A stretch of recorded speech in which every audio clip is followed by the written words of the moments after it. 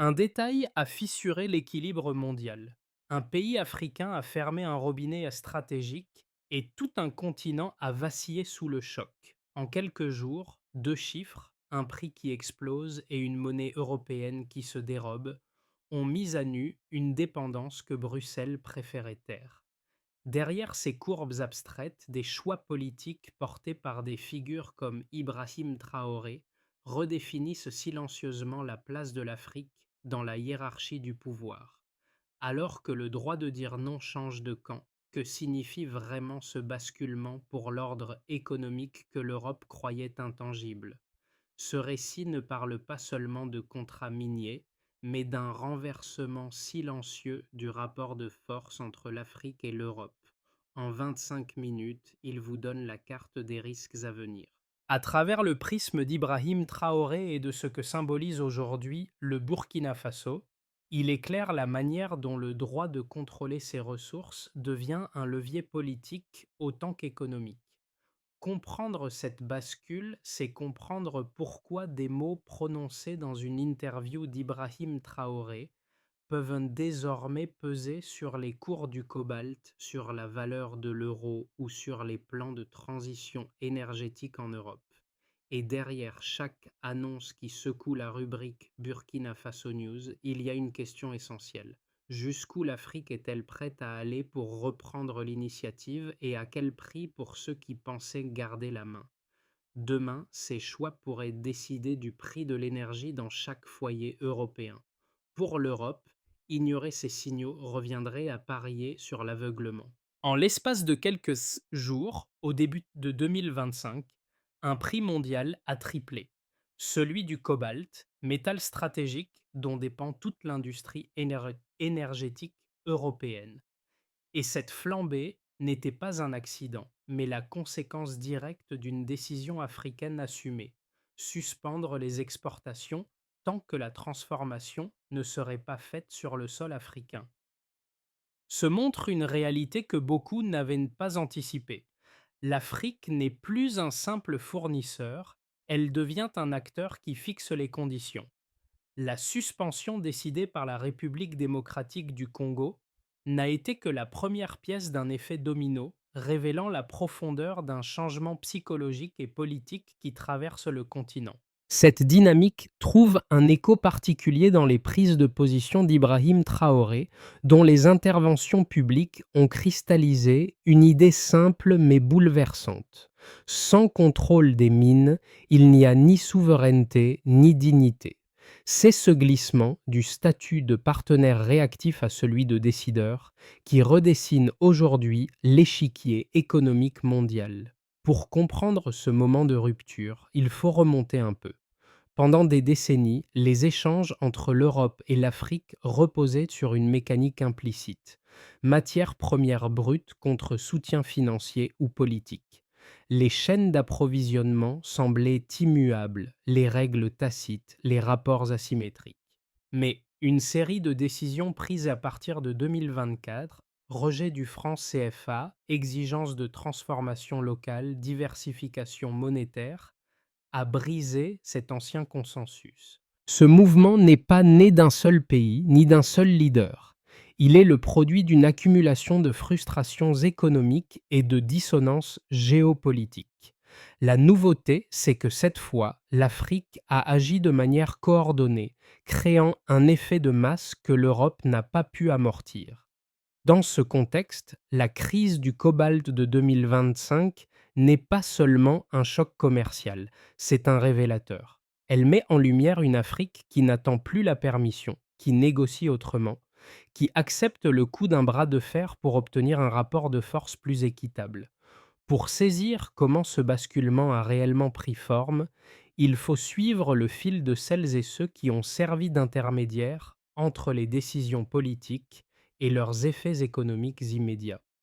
Le premier est un haut fonctionnaire congolais chargé des négociations minières. Pendant des années, il avait vu les contrats se renouveler mécaniquement, sans marge de manœuvre, sans capacité réelle d'imposer des conditions locales. Lorsque la suspension des exportations de cobalt a été annoncée, il a décrit une scène simple mais révélatrice.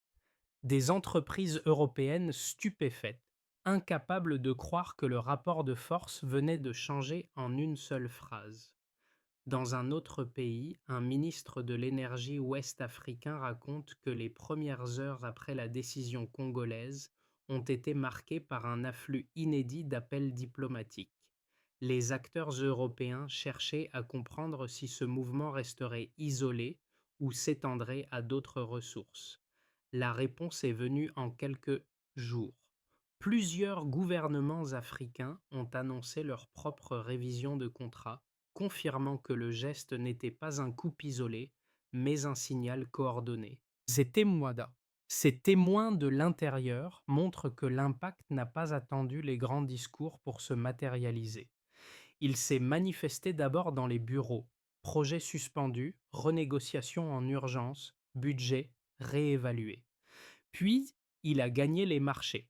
Fluctuations brutales, inquiétude dans le secteur industriel, recalcul des risques sur l'ensemble du continent africain. Ce qui frappe, c'est la rapidité avec laquelle un changement longtemps considéré improbable s'est diffusé comme une onde de choc.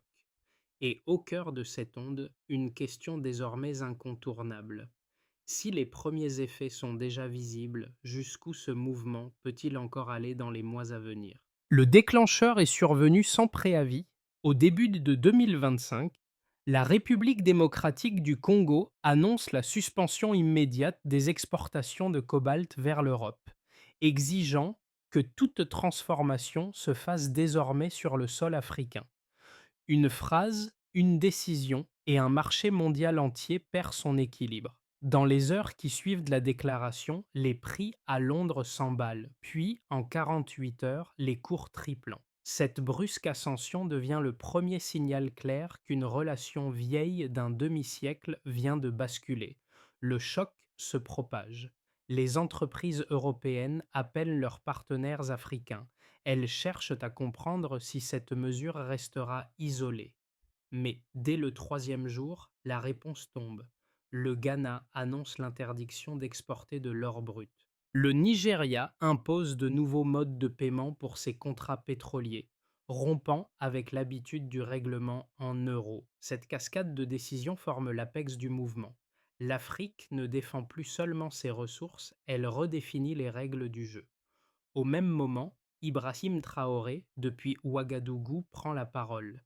Il ne revendique pas la paternité de toutes ces décisions, mais il en formule la logique. Il répète une phrase devenue un étendard. La liberté commence à la porte de la mine. Ce message, loin d'être seulement rhétorique, agit comme un catalyseur. Les déclarations de Traoré ne déclenchent pas les hausses de prix, mais elles leur donnent un sens. Ce qui se passe n'est pas une crise, c'est une réappropriation. À Bruxelles, l'inquiétude s'installe. Les cabinets ministériels évaluent les risques. Les industriels alertent sur la fragilité des chaînes d'approvisionnement. Les constructeurs automobiles calculent déjà les pertes.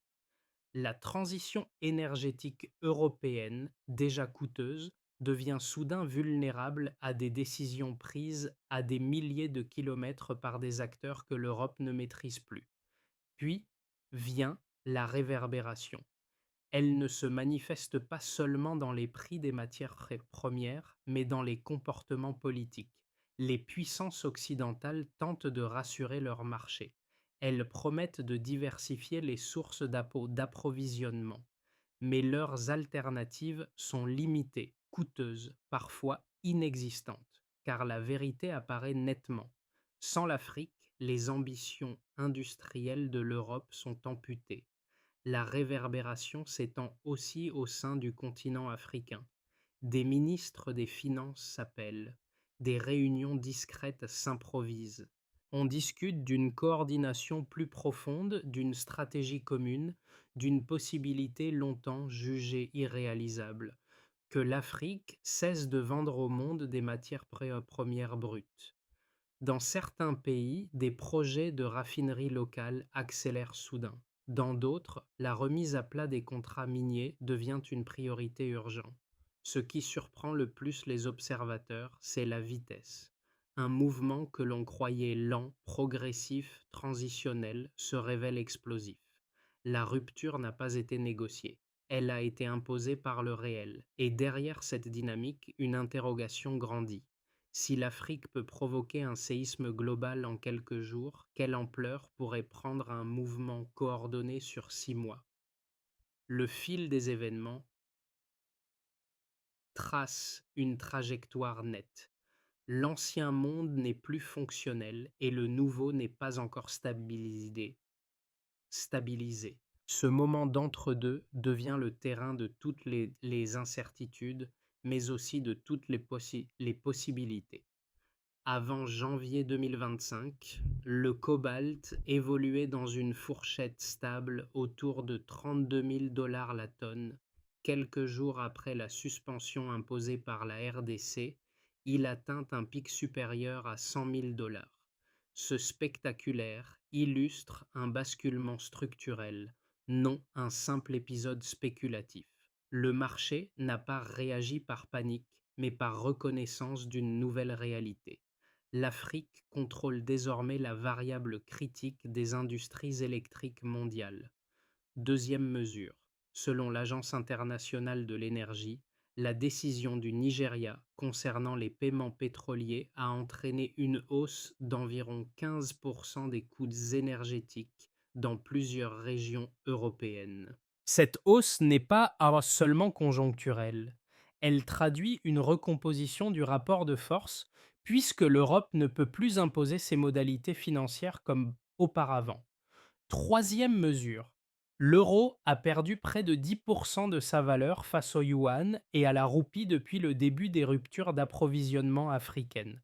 Cette dépréciation montre que les marchés intègrent le recul de l'Europe dans la hiérarchie mondiale des fournisseurs stratégiques.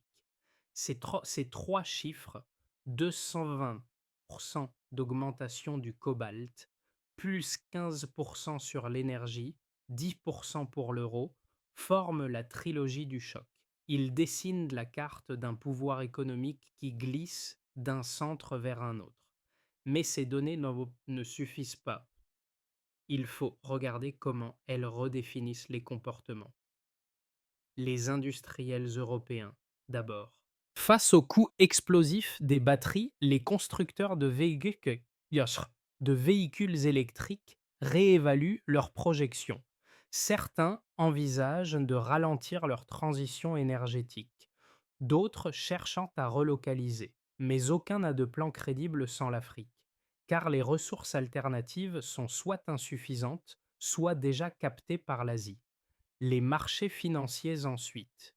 La volatilité, loin d'être un phénomène passager, s'installe. Elle traduit l'incapacité des investisseurs à anticiper une Afrique qui dit non et tient sa position. Les valeurs technologiques, très consommatrices de métaux rares, subissent des révisions successives. Les analystes reconnaissent désormais que la stabilité de l'euro dépend partiellement des décisions prises dans les capitales africaines. Dans ce paysage, l'effet politique devient central. Les paroles d'Ibrahim Traoré, jusque-là perçues comme des déclarations militantes, acquièrent une dimension performative. Quand il affirme que la souveraineté commence à la mine, les marchés l'entendent littéralement. Les chancelleries européennes doivent désormais intégrer ce facteur dans leurs analyses de risque. Enfin, il y a l'impact africain lui-même. Les gouvernements voient affluer de nouvelles offres d'investissement de la Chine, de l'Inde, du Golfe. Les discussions ne se font plus sur la base d'une aide, mais d'un partenariat. Les projets de raffinerie locale se multiplient. Les monnaies africaines gagnent en importance relative grâce à la diversification des devises utilisées dans les échanges. Ce qui émerge de ces chiffres, c'est une logique simple. Lorsque le continent qui détient l'essentiel des ressources stratégiques cesse d'être passif, il modifie la géographie du pouvoir mondial. Et ce n'est qu'un début, car ces transformations quantitatives ne font que révéler un déplacement qualitatif bien plus profond. Deux visions s'affrontent désormais pour expliquer ce tournant africain. La première, largement relayée dans certains cercles européens, affirme que l'Afrique risque de tomber d'une dépendance à une autre. Selon cette thèse, remplacer l'Europe par la Chine ou par les pays du Golfe ne changerait pas la structure profonde du problème. Le continent resterait vulnérable aux fluctuations de ses partenaires extérieurs. Les sceptiques martèlent que l'absence d'industrie locale, le manque d'infrastructures et les fragilités institutionnelles pourraient transformer la révolte souverainiste en illusion coûteuse. Pour eux, la flambée du cobalt, la reconfiguration des paiements pétroliers ou la réévaluation de l'euro ne seraient que des secousses provisoires, incapables d'assurer une autonomie durable. La seconde thèse, portée par de nombreux dirigeants africains, se fonde sur la dynamique observable depuis 2020. 2020. Une série de décisions coordonnées, assumées et fondées sur des leviers que le continent possède réellement. Elle rappelle que ce ne sont pas des promesses, mais des faits vérifiables qui redessinent l'équilibre mondial. La suspension congolaise du cobalt a provoqué une augmentation immédiate de plus de 200%. La décision nigériane sur les paiements énergétiques a généré plus 15% de hausse des coûts en Europe. La perte d'environ 10% de l'euro face aux monnaies utilisées par les partenaires africains a montré la sensibilité des marchés. Ces éléments ne relèvent ni d'une dépendance nouvelle ni d'un transfert d'alliés. Ils révèlent que le centre de gravité des ressources ne peut plus être ignoré ni contourné. Réconcilier ces deux thèses exige une lecture précise des données. Les sceptiques soulignent les risques de fragmentation. Ils ont raison sur un point. L'autonomie ne garantit pas l'harmonie. Mais la réponse la plus solide repose sur l'évidence empirique fournie par ces 12 derniers mois. Pour la première fois, les décisions africaines ont fait bouger l'Europe, les prix mondiaux et les priorités géostratégiques. Cela prouve que le pouvoir n'est pas théorique mais opérationnel.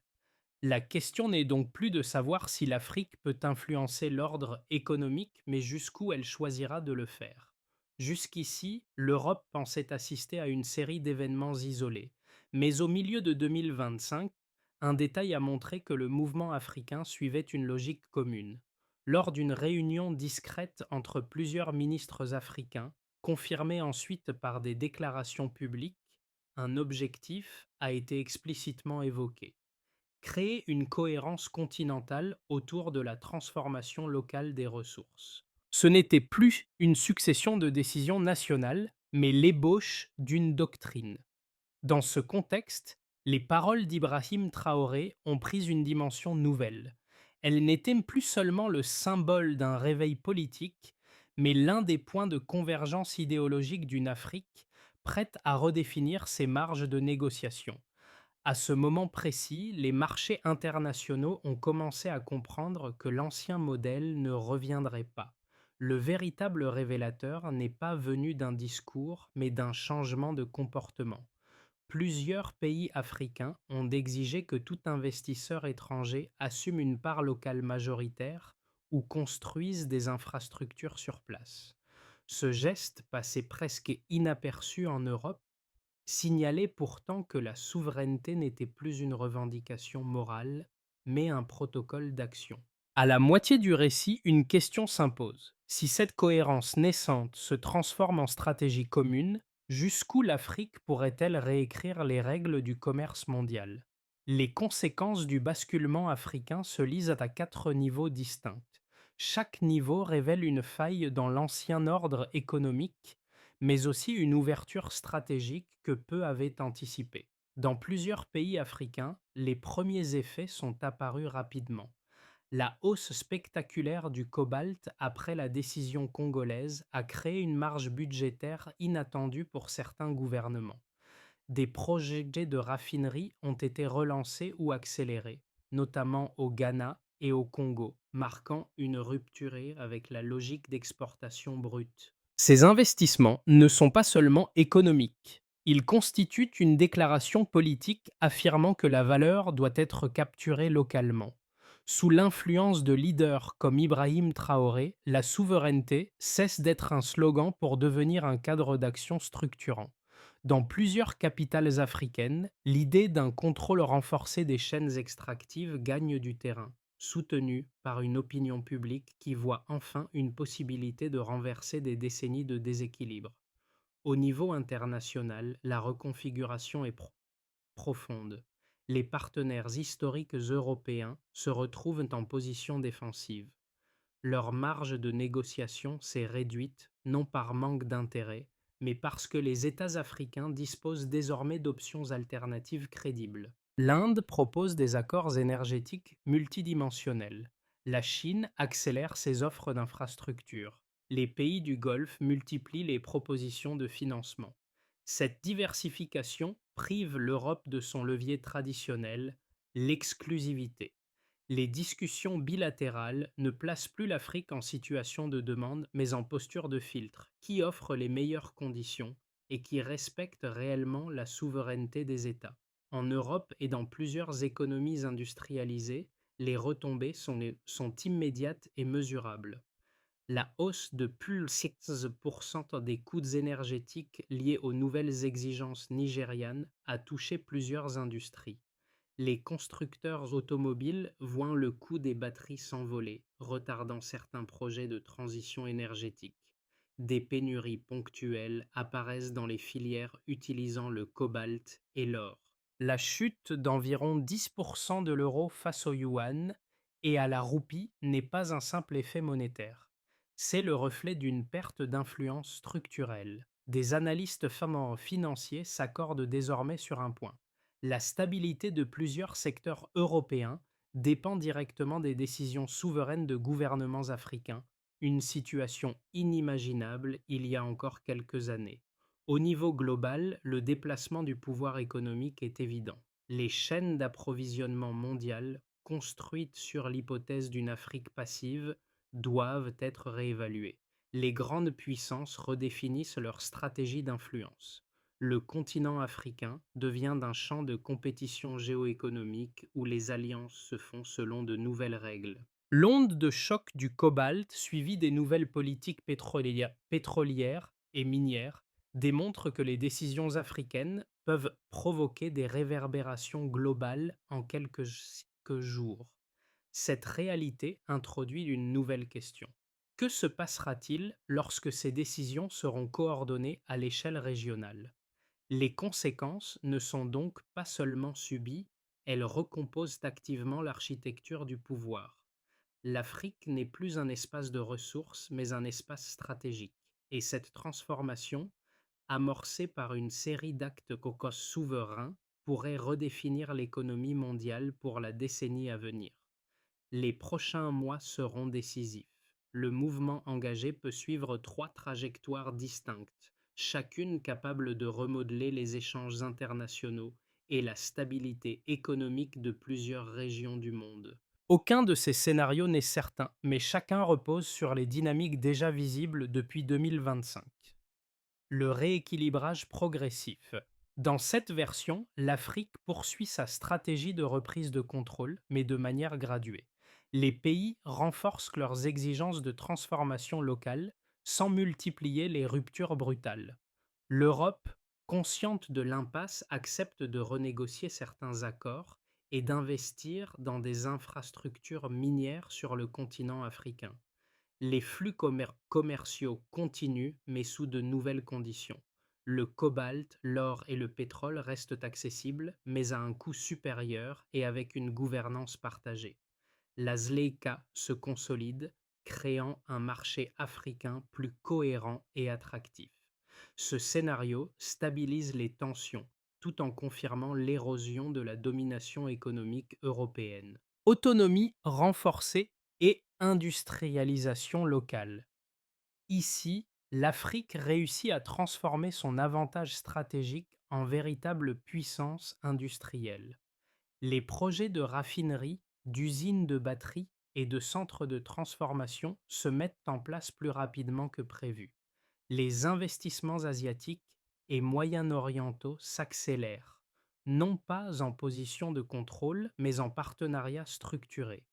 Les devises africaines et les systèmes de paiement régionaux gagnent en stabilité grâce à une diversification monétaire maîtrisée. La dépendance vis-à-vis des technologies extérieures recule progressivement. Dans ce cas, l'Afrique devient un centre productif majeur, capable d'influencer non seulement les prix mondiaux, mais aussi l'innovation énergétique. Pour l'Europe, cela signifie l'obligation de repenser toute sa stratégie industrielle sur le long terme. Fragmentation et retour aux dépendances. Ce scénario s'enclenche si les gouvernements africains ne parviennent pas à maintenir une coordination suffisante. Des divergences politiques internes, des pressions diplomatiques extérieures ou des crises économiques locales pourraient fragmenter l'élan actuel. Certains pays pourraient revenir à des accords anciens plus favorables à des partenaires extérieurs, affaiblissant l'effet de levier continental. Dans cette configuration, les gains actuels deviennent temporaires. L'Europe en profiterait pour rétablir une partie de son influence, tandis que l'Afrique retomberait dans un schéma d'exportation brute sans réelle montée en gamme. Pour comprendre ce basculement, il faut regarder au-delà des chiffres et des communiqués officiels. Car les effets de cette réécriture de la souveraineté africaine se ressentent dans trois cercles humains qui ne figurent dans aucune statistique, mais portent pourtant les conséquences directes de ces transformations. Les citoyens africains dans de nombreux pays, la hausse de la valeur des ressources locales nourrit un sentiment de dignité retrouvée. Les jeunes voient apparaître des perspectives industrielles qui n'existaient pas auparavant. Raffinerie, transformation locale, nouveaux métiers liés aux minerais stratégiques. Ce regain d'espoir n'est pas abstrait. Il se manifeste dans les discussions quotidiennes, dans l'idée que le continent n'est plus condamné à exporter à bas prix ce qui vaut cher ailleurs. Mais il s'accompagne aussi de craintes. Inflation, tensions sociales, risque d'inégalité si les bénéfices ne sont pas redistribués équitablement. Les Européens, pour beaucoup, ce changement s'invite dans la vie quotidienne. L'augmentation des prix de l'énergie, les retards dans les projets industriels, les coûts accrus des véhicules électriques, tout cela finit par toucher les foyers. Ce qui semblait lointain, une décision prise à Kinshasa ou Abuja, devient un facteur tangible dans le budget familial. Les citoyens européens découvrent soudain la dépendance structurelle de leur économie à des ressources qu'ils ne contrôlent pas. La diaspora africaine. Pour elle, ce moment est double. Fierté d'un continent qui s'affirme, inquiétude des réactions internationales. La diaspora devient un relais d'analyse, un pont entre deux mondes qui redéfinissent leur rapport. Elle porte aussi un rôle nouveau, celui de traducteur géopolitique, expliquant aux sociétés occidentales un mouvement qu'elles n'avaient pas anticipé. Pour qu'un mouvement d'aussi profond survive aux fluctuations politiques, il doit devenir un ensemble de pratiques concrètes. La souveraineté économique ne peut pas rester un discours. Elle doit se traduire en étapes mesurables, coordonnées et résilientes. Voici une feuille de route en 5 points, inspirée des dynamiques observées et des orientations défendues par des figures comme Ibrahim Traoré. En matière de transformation locale, les décisions isolées ont déjà produit un effet mondial. Une harmonisation régionale, via la ZLECA ou des blocs économiques, multiplierait cet impact par 10. L'objectif, transformer un minimum de 30 à 40% des minerais sur le sol africain avant exportation. Et les systèmes de paiement intra-africains pour réduire la dépendance à l'euro et au dollar, les États doivent accélérer la mise en place de plateformes de paiement régionales. Cela stabilise les échanges et limite l'impact des fluctuations extérieures. Mines, pipelines, réseaux ferroviaires et ports doivent être protégés contre les ruptures ou les pressions extérieures. Une gouvernance partagée public, privé et communautaire garantit la continuité du modèle souverain. Investissement dans les raffineries, formation technique, partenariat équilibré. Chaque pays doit identifier une chaîne de valeur où il peut devenir producteur, non simple fournisseur. C'est la condition même de la durabilité du mouvement.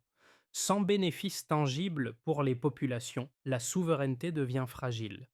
Les revenus issus des ressources doivent financer éducation, santé et infrastructures afin de transformer la perception publique et consolider la légitimité politique. Dans les premiers jours de cette rupture, un haut fonctionnaire congolais racontait son étonnement face aux entreprises européennes soudain déstabilisées, un détail modeste, presque anodin, devenu le symbole d'un basculement plus vaste. C'est à ce motif que l'on revient maintenant. L'instant où un rapport de force que l'on croyait immuable s'est fissuré sous le poids d'une simple décision souveraine. Ce geste, répété ensuite par d'autres États, a réveillé des imaginaires longtemps étouffés. À travers les mots d'Ibrahim Traoré, ce mouvement a trouvé un langage. Non pas un langage de confrontation, mais celui d'une dignité que l'on réaffirme après des décennies de dépendance imposée. Chaque discours, chaque prise de position a résonné comme un rappel que la souveraineté n'est jamais donnée. Elle se conquiert et se protège. Et maintenant que l'Afrique a commencé à marcher sur ce chemin, la question n'est plus de savoir si elle va poursuivre, mais comment elle choisira de le faire. La fissure d'hier est devenue une brèche, la brèche une possibilité, et cette possibilité, un horizon que plus personne ne peut ignorer. Dans un monde qui se réinvente, l'Afrique n'attend plus qu'on lui ouvre la porte. Elle construit son propre seuil. L'Afrique vient d'amorcer un mouvement que le monde ne pourra plus contourner. Ce n'est plus seulement une question d'économie ou de diplomatie, c'est une transformation profonde de la manière dont un continent se voit, se raconte et se projette. Les décisions prises en 2025 ont fait tomber un masque ancien, révélant un rapport de force que certains pensaient éternel. Mais ce basculement n'appartient pas seulement aux dirigeants ou au marché. Il appartient aussi à celles et ceux qui cherchent à comprendre ce que signifie un monde où l'Afrique choisit ses conditions au lieu de les subir. Un monde où les chaînes d'approvisionnement, les prix de l'énergie, la valeur des monnaies et les alliances géopolitiques se redéfinissent sous l'effet d'un choix souverain. Alors, la conversation doit continuer. Que deviendra l'équilibre mondial si le continent poursuit sur cette voie? Comment les autres puissances s'adapteront-elles à une Afrique qui n'est plus périphérique mais centrale? Et surtout, quel nouveau modèle pourrait émerger de cette ère fondée sur sur le respect mutuel plutôt que la dépendance tacite? Si ces questions résonnent pour vous, engageons cette réflexion ensemble. Le monde change, et comprendre ce changement est déjà une manière d'y participer.